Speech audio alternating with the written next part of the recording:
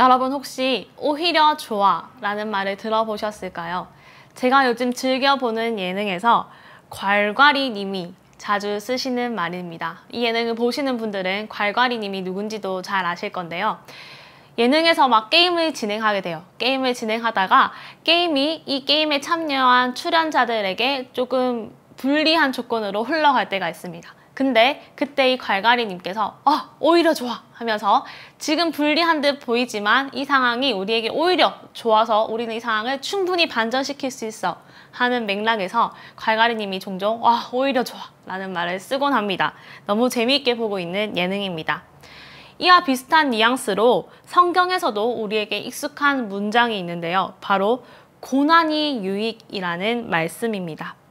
고난이 유익하다는 말은 우리가 한 번쯤 들어보았을 것이고 또 생각도 해보았고 다른 누군가에게 적용해 보기도 했을 것입니다. 또는 나 자신에게도 그 말을 적용해 보기도 했을 것입니다. 고난이 어떻게 오히려 좋을 수가 있을까요? 우리는 그 대답을 성경에서 찾을 수 있습니다. 성경은 우리에게 고난이 반드시 필수적이라고 합니다.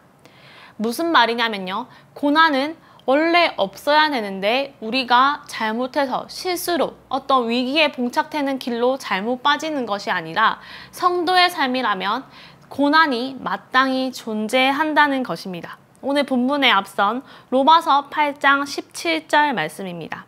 자녀이면 또한 상속자, 곧 하나님의 상속자요 그리스도와 함께한 상속자니 우리가 그와 함께 영광을 받기 위하여 고난도 함께 받아야 할 것이니라. 여기서 말씀하는 성도에게 있는 고난은 지금 시청하고 계신 여러분들에게도 있는 이 고난은 그리스도와 함께 영광을 받기 위한 고난이라고 말씀하십니다. 고난을 통해 내가 이렇게 더 성장한다거나 이 고난이 내가 이래서 이렇기 때문에 내가 이 고난을 겪었구나 하는 깨달음이 바로 보이지 않을 때도 있습니다. 그 고난에 대한 해석과 고난에 대한 유익이 우리에게 바로 주어진다면 우리는 이 고난을 버틸 힘이 조금 더 많이 생길지도 모릅니다. 그렇지만 여러분, 지금 여러분이 있는 고난의 상황이 대부분이 내가 왜 이걸 겪고 있지? 이 일이 왜 나한테 일어났을까? 우리에게 당장의 성장과 당장의 어떤 깨달음을 주는 것이 확실하게 보여지지 않는 상황이 더 많습니다. 그렇게 우리에게 바로 어떤 깨달음을 주지 않더라도 성경은 고난은 성도에게 반드시 나타나는 절차라고 말씀하십니다. 성도라면 마땅히 고난이 따른다고 합니다. 이는 우리에게 다가올 영원 속의 영광을 위한 것입니다. 지금 당장 내가 당하는 고난이, 이 고통이 어떤 유익을 주는지 몰라도 도대체 이게 나한테 어떤 성장의 결과를 내줄 수 있는지 이 고난 속에서는 알 수 없을지라도 이 고난은 우리가 마땅히 지나가야 할 자리라고 말씀은 우리에게 들려주십니다. 내 삶에 고난이 있다는 것 오히려 좋습니다. 이는 우리를 장래의 큰 영광으로 인도하는 절차라고 성경이 말씀해 주시고 있기 때문입니다. 고난이 없다면 영광도 없습니다. 고난이 있기 때문에 우리에게 영광이 있는 것입니다. 우리를 썩어 빠진 것처럼 보이게 하고 뼈가 깎이고 살이 패이는 고통 중에 있는 우리의 모습일지라도 그 모든 고통들이 우리를 장래의 영광으로 이끄는 과정이라고 말씀하여 주십니다. 이를 통해 우리에게 미래를 소망하게 하시기 때문입니다. 마땅히 성도에게 고난이 있어야 한다면 지금 내가 처해 있는 이 고난의 상황도 오히려 내가 성도가 되었다는 증거가 됩니다. 그리고 이 고통 속에서 신음하고 있는 존재들은 다만 우리뿐만이 아닙니다. 오늘 본문 19절 말씀부터 다시 보시면 19절 말씀부터 나오는 피조물들도 함께 탄식하며 고통을 겪고 있다고 말씀하십니다.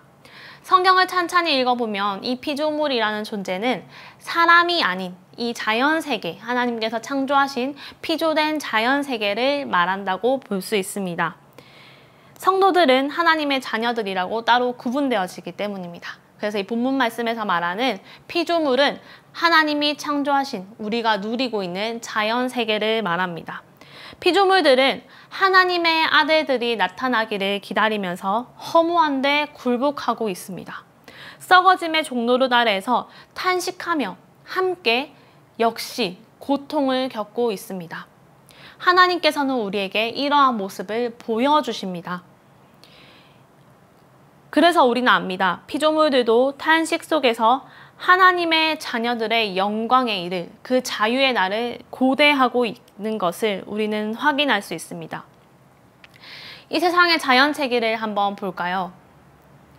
얼마나 고통받고 있는지 우리는 어렵지 않게 알 수 있습니다.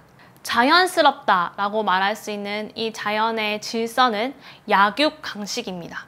약한 자는 강한 자에게 먹히어 죽음을 피할 수 없는 자연 체계의 흐름이 있습니다. 이 자연 체계의 흐름 속에서 피조물들도 또한 고통당하고 있습니다.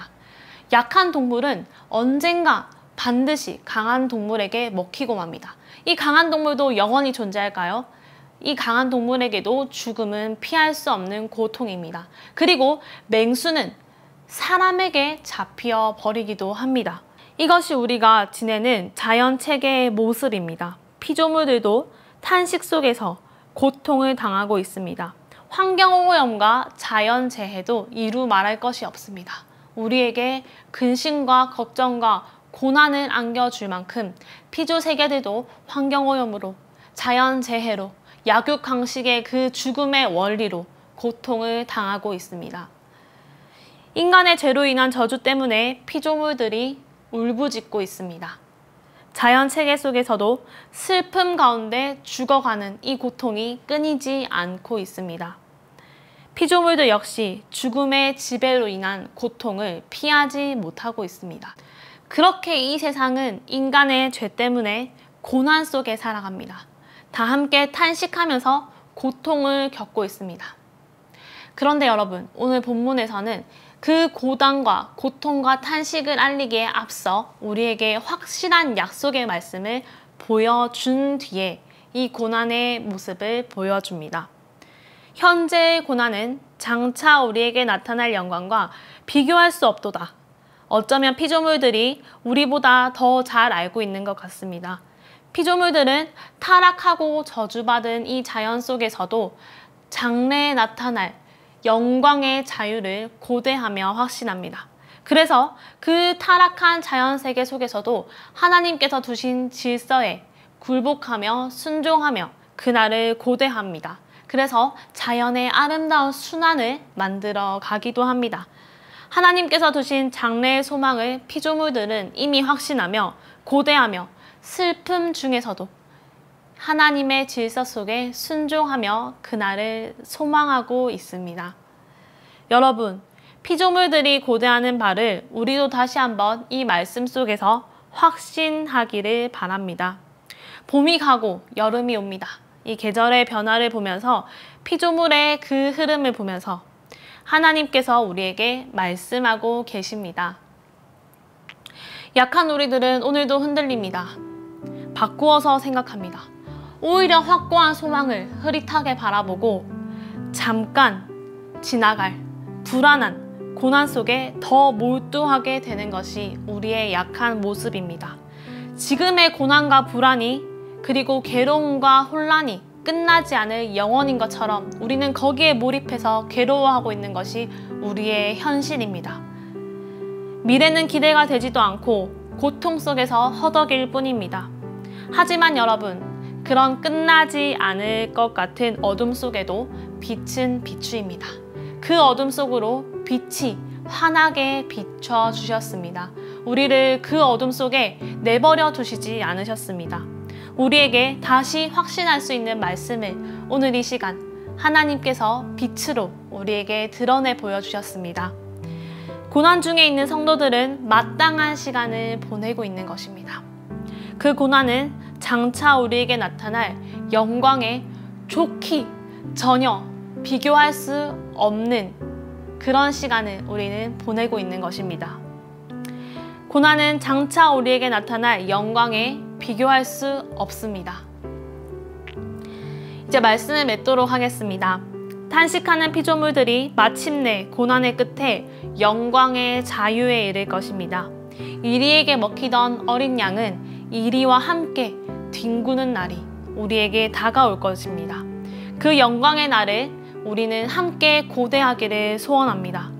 삼위일체 하나님의 강한 사랑이 이 고난 중에서 우리를 견디게 하십니다. 흔들리지 않는 사랑이 우리에게 있습니다. 우리 스스로는 오늘도 이 고난 중에 빠져버리고 몰두되고 흔들리고 있지만 오히려 우리 밖에 흔들리지 않는 사랑이 우리를 붙잡고 계십니다. 그 사랑의 흐름으로 우리는 오늘도 견딜 수 있습니다. 현재 고난이 너무나 괴롭지만 장차 우리에게 나타날 영광과 비교할 수 없습니다. 우리의 고난은 마침내 우리를 영광의 나라로 인도하는 그 어떤 시간 속의 잠깐의 점이라는 것을 기억하며 말씀 속에 지금에 당하는 고난 괴롭지, 그래 안다. 하지만 그 고난은 장차 나타날 영광이 차마 비교할 수 없는 시간이란다 라고 우리를 위로하시고 다시금 약속을 확인시켜 주신 이 말씀 아래 소망을 갖고 힘을 얻으시기 바랍니다.